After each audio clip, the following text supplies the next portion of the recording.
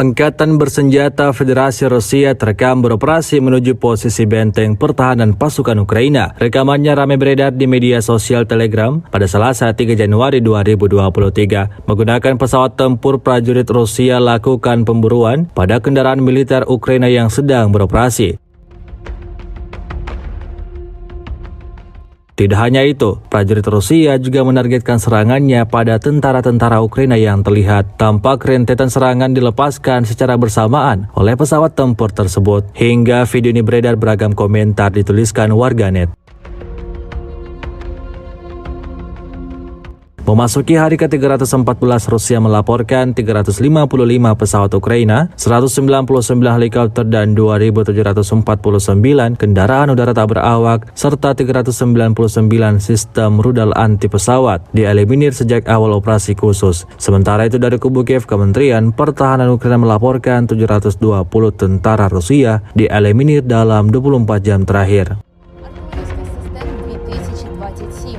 РСЗВ 423, засобів ППО 213, літаків 283, гелікоптерів 269, автомобільної техніки та автоцистерн 4725, кораблів та катерів 16, ППО оперативно-тактичного рівня 1836, крилатих ракет 723, спеціальної техніки 181 одиниця.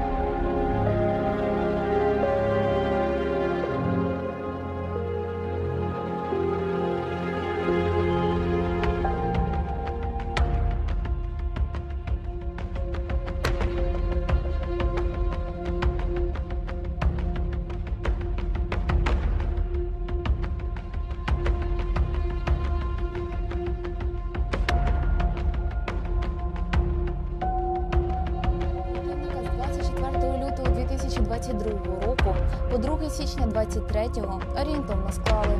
Особового складу близько 107 440 осіб ліквідовано, танків 3031, бойових броньованих машин 6093, артилерійських систем 2027, РСЗВ 423, засобів ППО 213, літаків 283, гелікоптерів 269, автомобільної техніки та автоцистерн 4725, кораблів та катерів 16, БПЛА оперативно-тактичного рівня 1836, крилатих ракет 723, спеціальної техніки 181 одиниця.